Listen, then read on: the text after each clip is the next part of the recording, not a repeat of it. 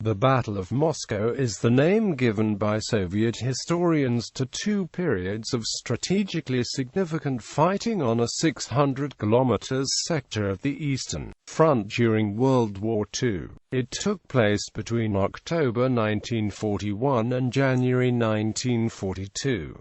The Soviet defensive effort frustrated Hitler's attack on Moscow, capital of the Union of Soviet Socialist Republics and the largest Soviet city. Moscow was one of the primary military and political objectives for Axis forces in their invasion of the Soviet Union. The German strategic offensive, named Operation Typhoon, was planned to conduct two pincer offensives, one to the north of Moscow against the Kalinin front by the 3rd and 4th Panzer Armies, simultaneously severing the Moscow-Leningrad Railway, and another to the south of Moscow Oblast against the Western Front south of Tula by the 2nd Panzer Army, while the 4th Army advanced directly towards Moscow from the west. Initially, the Soviet forces conducted a strategic defense of the Moscow Oblast by constructing three defensive belts, deploying newly raised reserve armies, and bringing troops from the Siberian and Far Eastern military districts. Subsequently, as the German offensives were halted, a Soviet strategic counter-offensive and smaller-scale offensive operations were executed to force the German armies back to the positions around the cities of Oryol, Vyazma and Vitebsk, nearly surrounding three German armies in the process.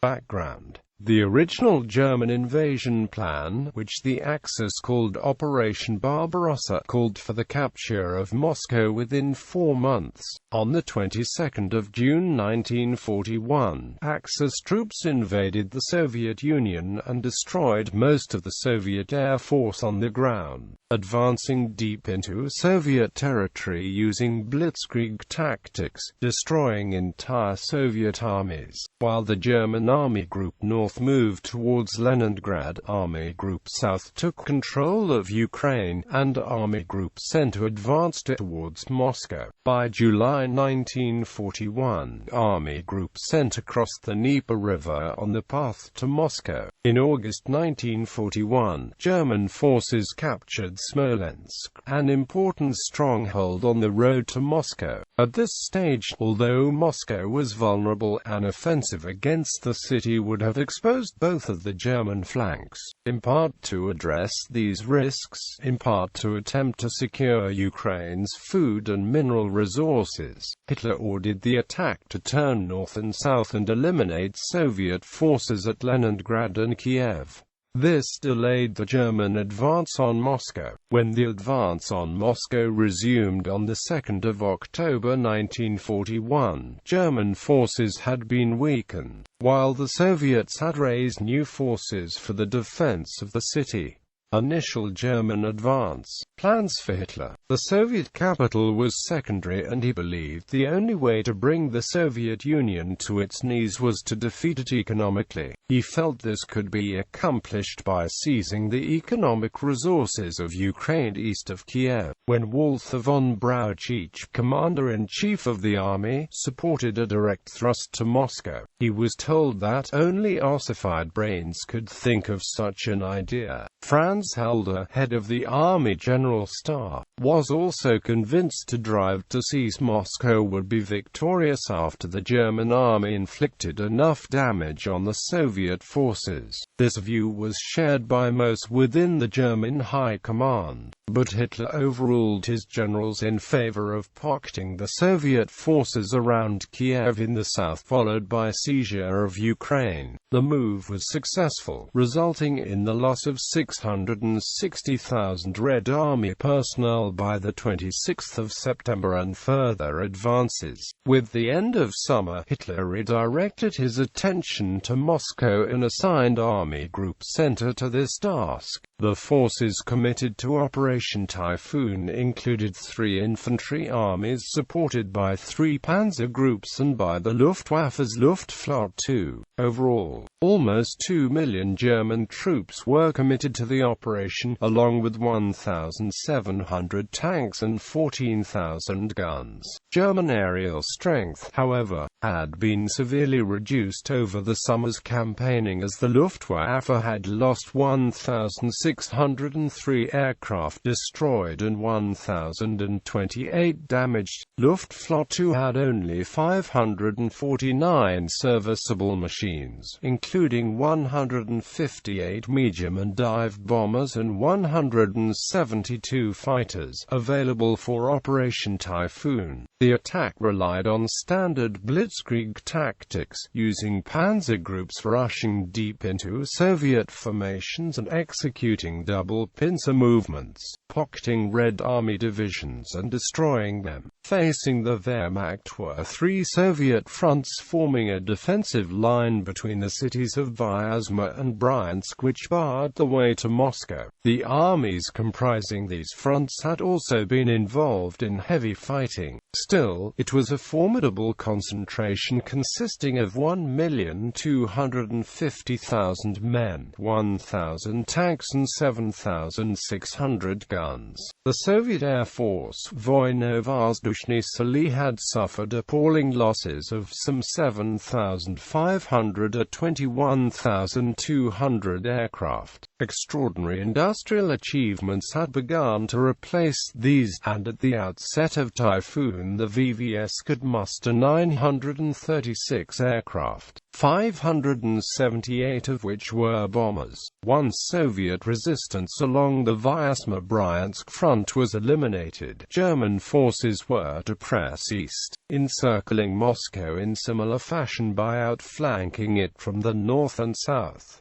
However, the continuous fighting had reduced their effectiveness. Logistical difficulties became more acute as well. Guderian, for example, wrote that some of his destroyed tanks had not been replaced, and there were fuel shortages at the start of the operation. The battles of Vyazma and Bryansk. The German attack went according to plan, with 3rd Panzer Army pushing through the middle nearly unopposed and then splitting its mobile forces north to complete the encirclement of Vyazma, with 4th Panzer Army and other units south to close the ring around Bryansk in conjunction with 2nd Panzer Army. The Soviet defenses, still under construction, were overrun, and spearheads of the 2nd and 3rd Panzer Groups met at Vyazma on the 10th of October 1941.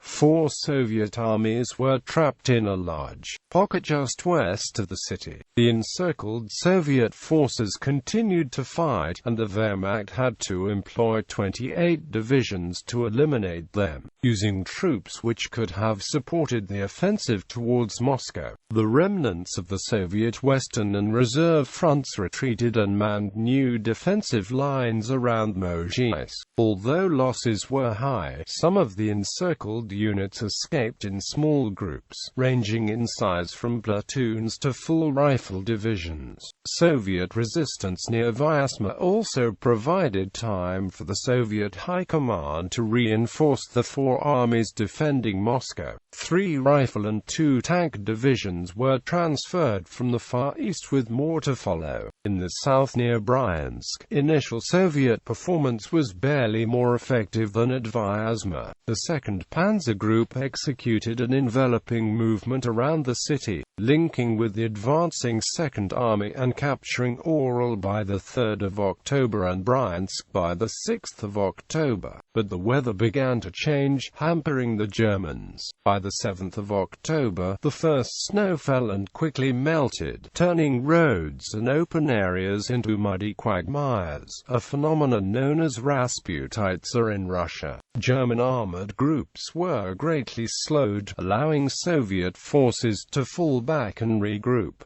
Soviet forces were able to counterattack in some cases. For example, the 4th Panzer Division fell into an ambush set by Dmitry Lyashenko's hastily formed 1st Guards Special Rifle Corps, including Mikhail Katugov's 4th Tank Brigade, near the city of Mtsensk. Newly built T-34 tanks were concealed in the woods as German armor rolled past them, as a scratch team of Soviet infantry contained their advance. Soviet armor attacked from both flanks and savaged the German Panzer IV tanks. For the Wehrmacht, the shock of this defeat was so great that a special investigation was ordered. Guderian and his troops discovered, to their dismay, that the Soviet T-34s were almost impervious to German tank guns. As the general wrote, "Our Panzer IV tanks with the short 75mm guns could only explode a T-34 by hitting the engine from behind." Guderian also noted in his memoirs that the Russians already learned a few things.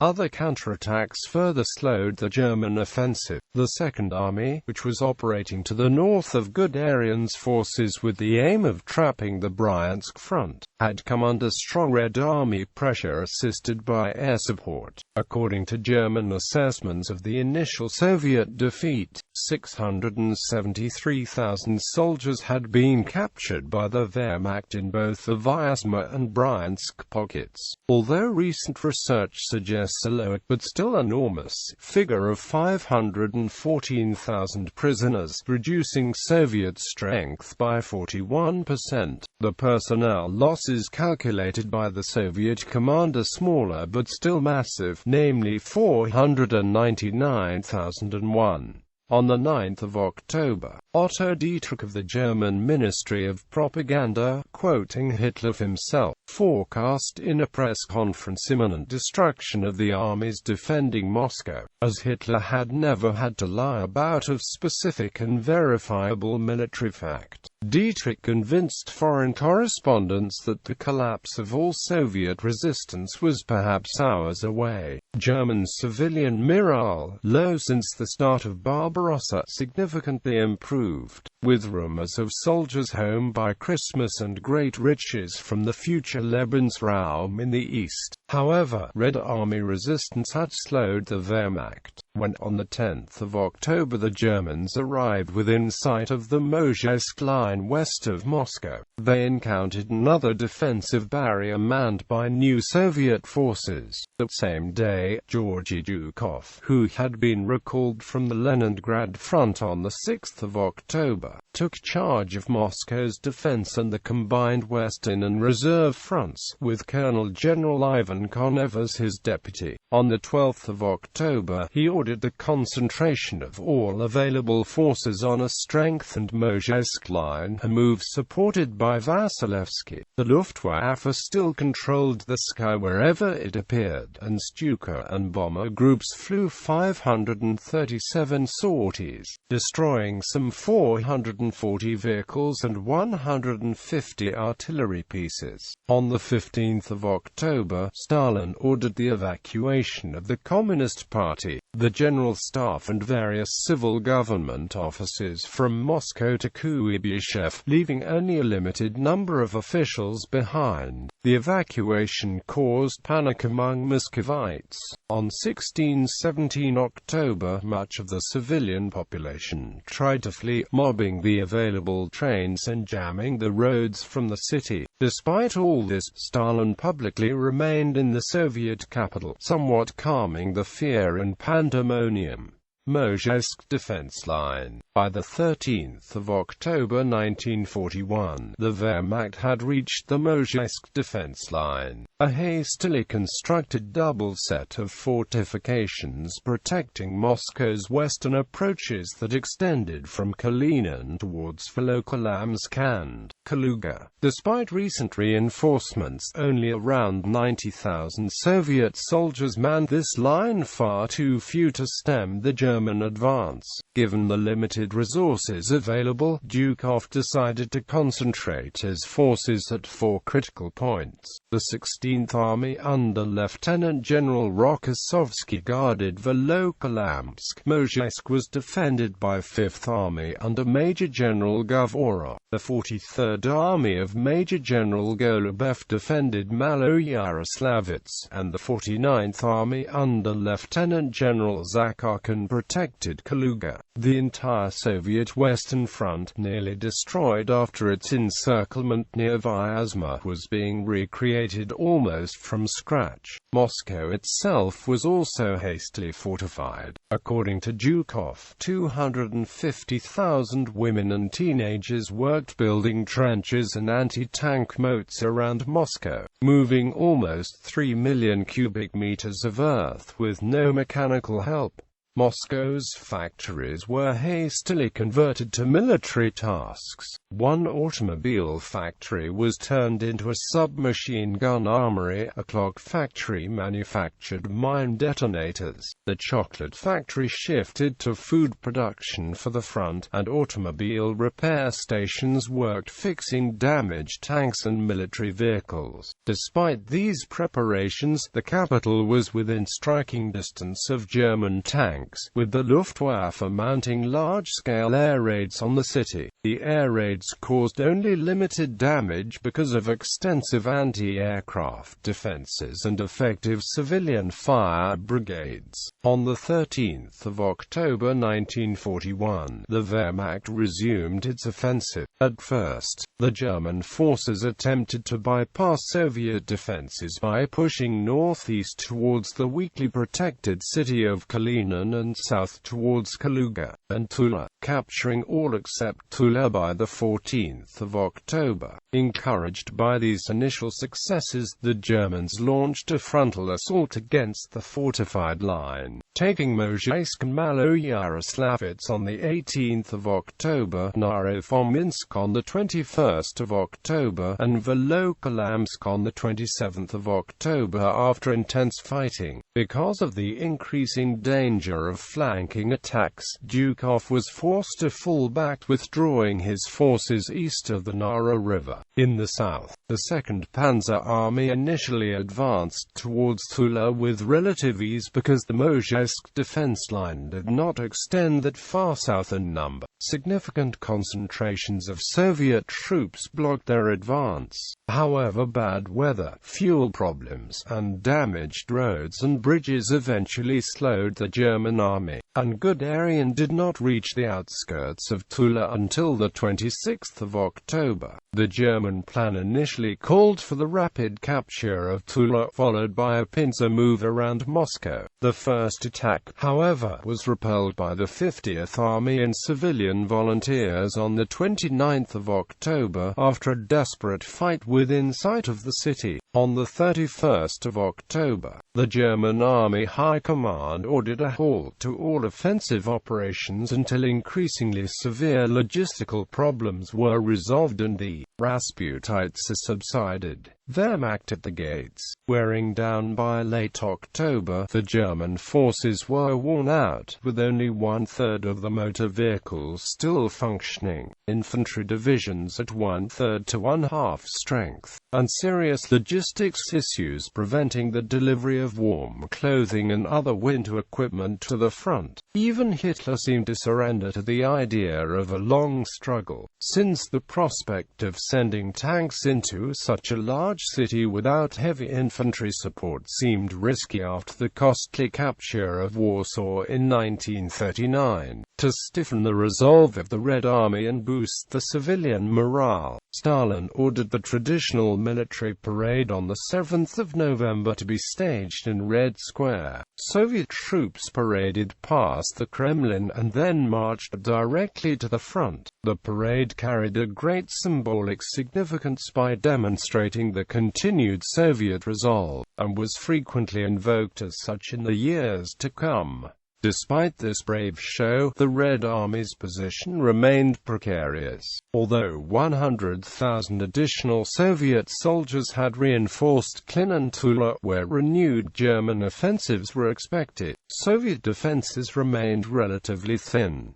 Nevertheless, Stalin ordered several preemptive counteroffensives against German lines. These were launched despite protests from Zhukov, who pointed out a complete lack of reserves. The Wehrmacht repelled most of these counteroffensives, which squandered Soviet forces that could have been used for Moscow's defense. The offensive's only notable success occurred west of Moscow near Alexino, where Soviet tanks inflicted heavy losses on the Fourth Army because the Germans still lacked anti-tank weapons capable of damaging the new, well-armored T-34 tanks. For the 31st of October to the 15th of November, the Wehrmacht High Command stood down while preparing to launch a second offensive towards Moscow. Although Army Group Center still possessed considerable nominal strength, its fighting capabilities had thoroughly diminished because of combat fatigue. Although the Germans were aware of the continuous influx of Soviet reinforcements from the east as well as the presence of large reserves,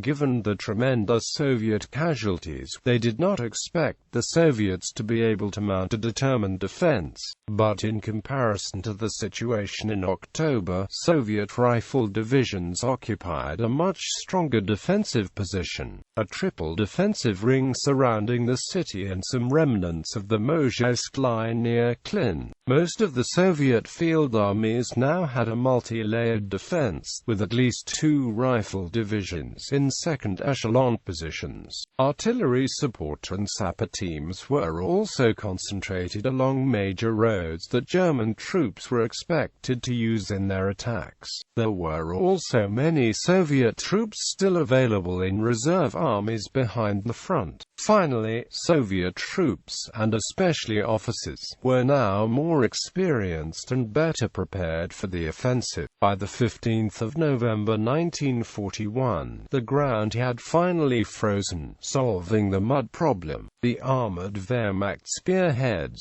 consisting of 51 divisions, could now advance, with the goal of encircling Moscow and linking up near the city of Nojinsk, east of the capital. To achieve this objective, the German 3rd and 4th Panzer Groups needed to concentrate their forces between the Volga Reservoir and Mozhaysk, then proceed past the Soviet 30th Army to Klin and Solnegno-Gorsk, encircling the capital from the north. In the south, the 2nd Panzer Group intended to bypass Tula, still held by the Red Army, and advance to Kashira and Kolomna, linking up with the northern pincer at Nojinsk.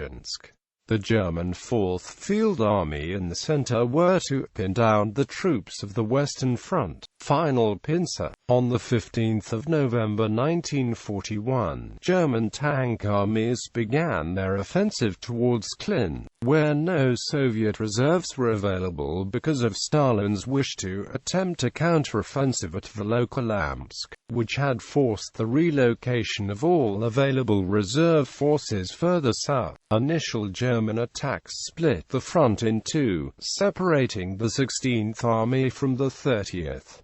Several days of intense combat followed. Zhukov recalled in his memoirs that the enemy, ignoring the casualties, was making frontal assaults, willing to get to Moscow by any means necessary. Despite the Wehrmacht's efforts, the multi-layered defense reduced Soviet casualties as the Soviet 16th Army slowly retreated and constantly harassed the German divisions trying to make the way through the fortifications. The 3rd Panzer Army captured Klin after heavy fighting on the 24th of November, and by the 25th of November Solnegno-Gorsk as well. Soviet resistance was still strong, and the outcome of the battle was by no means certain. Reportedly, Stalin asked Zhukov whether Moscow could be successfully defended and ordered him to speak honestly, like a communist. Zhukov replied that it was possible, but that reserves were desperately needed. By 28th of November, The German 7th Panzer Division had seized a bridgehead across the Moscow-Volga Canal, the last major obstacle before Moscow, and stood less than 35 km from the Kremlin, but a powerful counterattack by the First Shock Army drove them back. Just northwest of Moscow, the Wehrmacht reached Krasnaya Polyana, little more than 20 kilometers from Moscow. German officers were able to make out some of the major buildings of the Soviet capital through the field glasses. Both Soviet and German forces were severely depleted, sometimes having only 150 to 200 riflemen, a company's full strength, left in a regiment. In the south near Tula, combat resumed on 18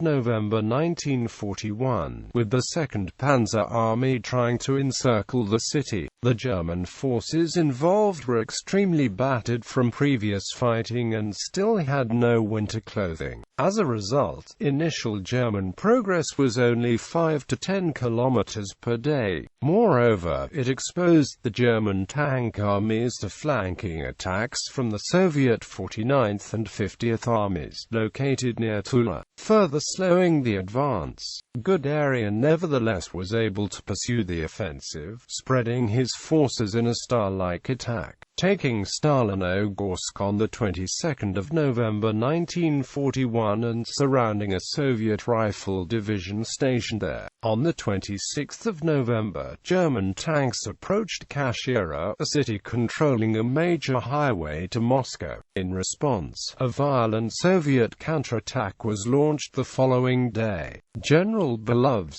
2nd Cavalry Corps, supported by hastily assembled formations which included 173rd Rifle Division, 9th Tank Brigade, 2 separate tank battalions, and training and militia units, halted the German advance near Kashira. The Germans were driven back in early December, securing the southern approach to the city. Tula itself held, protected by fortifications and determined defenders, both soldiers and civilians. In the south, the Wehrmacht never got close to the capital, because of the resistance on both the northern and southern sides of Moscow. On the 1st of December, the Wehrmacht attempted a direct offensive from the west along the Minsk-Moscow highway near the city of Naro-Fominsk. This offensive had limited tank support and was directed against extensive Soviet defenses. After meeting determined resistance from the Soviet 1st Guards Motorized Rifle Division and flank counterattacks staged by the 33rd Army, the German offensive stalled and was driven back 4 days later in the ensuing Soviet counteroffensive. On the same day,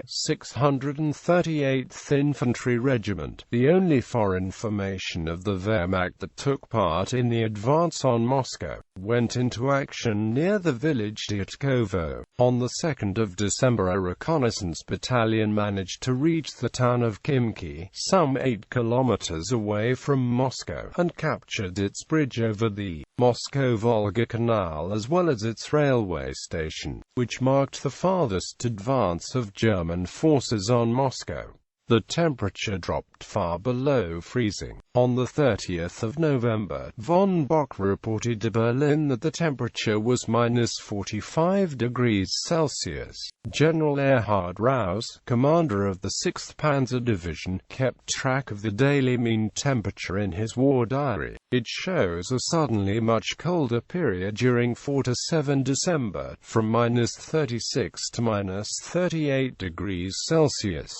Other temperature reports varied widely. Zhukov said that November's freezing weather stayed around -7 to -10 degrees Celsius. Official Soviet Meteorological Service records show the lowest December temperature reached -28.8 degrees Celsius. These numbers indicated severely cold conditions, and German troops were freezing with no winter clothing, using equipment that was not designed for such low temperatures. More than 130,000 cases of frostbite were reported among German soldiers. Frozen grease had to be removed from every loaded shell and vehicles had to be heated 4 hours before use. The same cold weather, typical for the season, hit the Soviet troops, but they were better prepared. The Axis offensive on Moscow stopped. Heinz Guderian wrote in his journal that the offensive on Moscow failed. We underestimated the enemy's strength, as well as his size and climate. Fortunately, I stopped my troops on the 5th of December, otherwise the catastrophe would be unavoidable. Artificial floods. Some historians suggest that artificial floods played an important role in defending Moscow. They were primarily meant to break the ice and prevent troops and heavy military equipment from crossing Volga River and Moscow Sea. The first instance was blowing up Istra Waterworks Reservoirs Dam on the 24th of November 1941. The second was draining the water from 6 reservoirs and Moscow Sea near Dubna on the 28th of November 1941. Both were results of Soviet General Headquarters Order 04//8 dated the 17th of November 1941. Artificial floods were also used as unconventional weapon of direct impact. In addition to nature and enemy damage, they partly submerged some 30 to 40 villages in the severe winter weather conditions of the time.